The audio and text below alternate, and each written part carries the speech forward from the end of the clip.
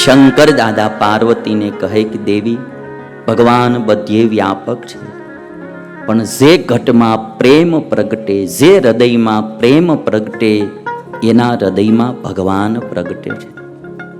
પ્રેમ તે પ્રગટ હોઈ મેં જાના. શંકર દાદા કે આ મેં એવું જાણેલું છે, અનુભવેલું છે, જેના દિલમાં પ્રેમ પ્રગટે એના દિલમાં ભગવાન પ્રગટે. ચોપાઈ બહુ સમજવા. હરિવ્યાપક સર્વત્ર સમાન.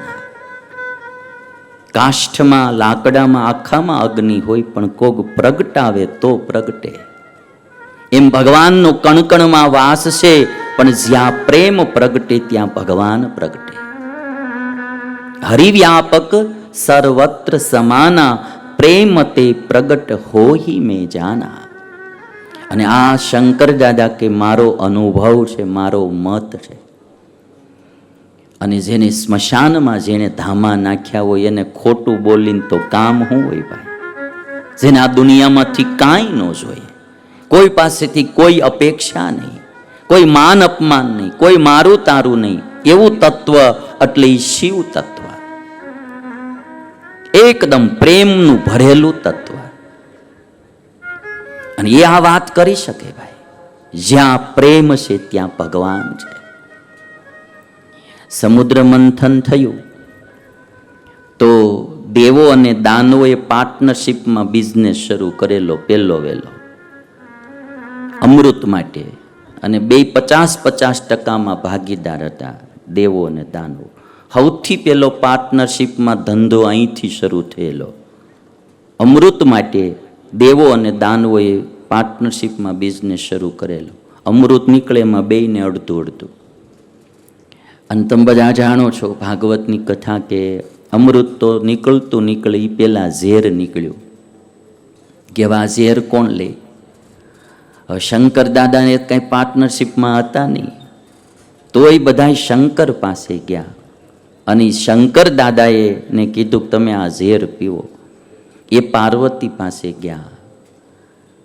એકલા હોય ત્યારે જ માણા ઘટઘટાવી લે, પણ લગ્ન કર્યા પછી પત્નીને પૂછવું પડે, કારણ કે હવે તમે એકલા નથી, વાહે કોક છે. ગમે અહીંયા બગીચામાં જઈને ઘૂંટડા મારી ન લેવા. હવે તમે એકલા નથી, તમારા વાહે પત્ની છે, છોકરા છે, પરિવાર છે. તમે કંટાળી ગયા હોત તો શું થયું? એમ કંઈ મરી ન જવાય. પૂછવું પડે. શંકરે પાર્વતીને પૂછ્યું કે આ ઝેરનો સમાજ ઉપર સંકટ આવ્યું છે તો આ ઘૂંટડો પીવો પડશે, તો પીવું. પાર્વતીએ રજા દીધી અને શંકર દાદાએ ઝેર પીધું, એટલે એનું નામ નીલકંઠ પડ્યું. આ ઝેર એટલે શું? કંઈ આ જે આ પોઈઝન આવે એ ઝેર નહીં. સમાજમાં જે ઝેરના ઘૂંટડા પીવે ને એને નીલકંઠ મહાદેવ કહેવામાં આવે. ઝેરના ઘૂંટડા પીવા પડે. કડવા હોય તોય ચાખવા પડે છે, અણગમતાની રાખવા પડે છે. સમયના વાયરે થાય ઉગાડું રતું, પોતાનાને તોય ઢાંકવા પડે છે, પોતાનાને તોય ઢાંકવા પડે.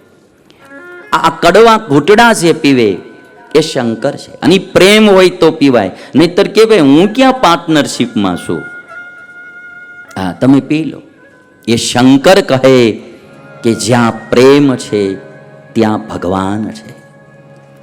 જાકે હૃદય ભગતિ જસી પ્રીતિ. જેના હૃદયમાં જેટલી ભક્તિ, પ્રભુતઃ પ્રગટ સદા તેહી રીતિ.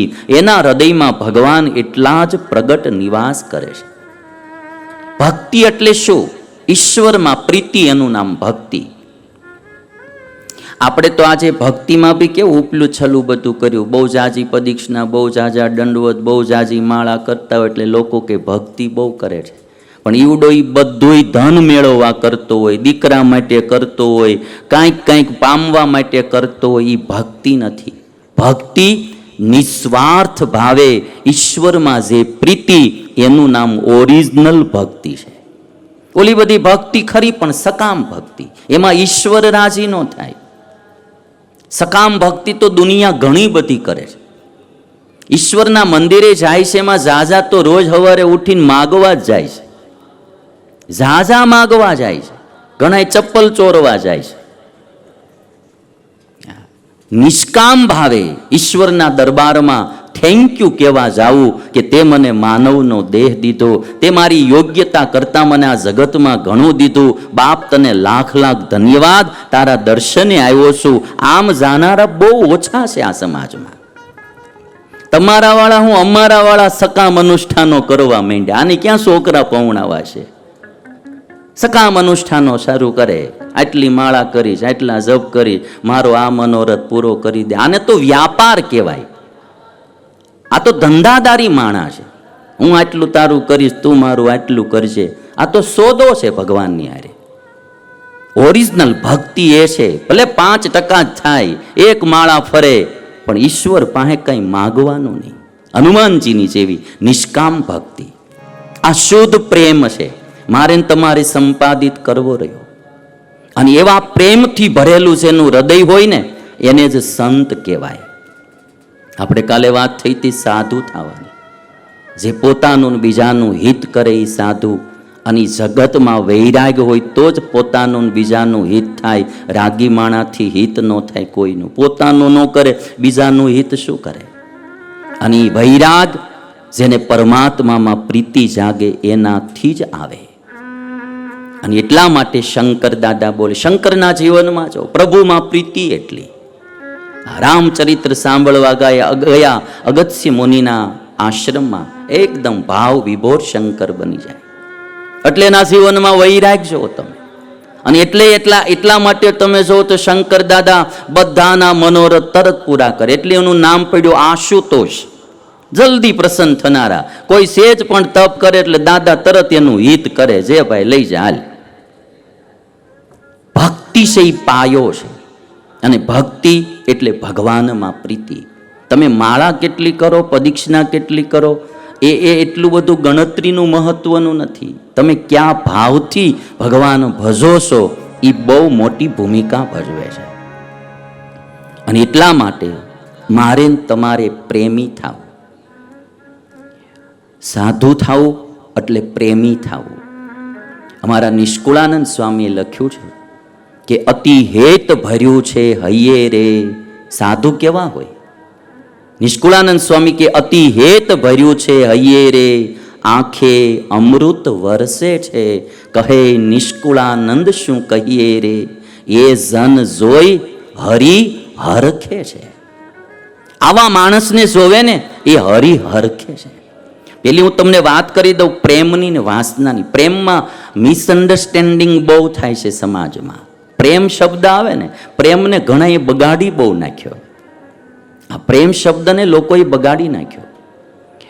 વાસનાને લોકો પ્રેમ મળ્યા છે કે આજકાલ સમાજમાં હોય વાસના અને કહે પ્રેમ. પ્રેમ એટલે પેલો ચાર્ટ તમને બતાવીને કહું કે પ્રેમ અને વાસનામાં ફરક શું છે. આજે આપણે થોડી પ્રેમ તત્વની ચર્ચા કરીશું. તો જોઈએ પ્રેમ અને વાસના.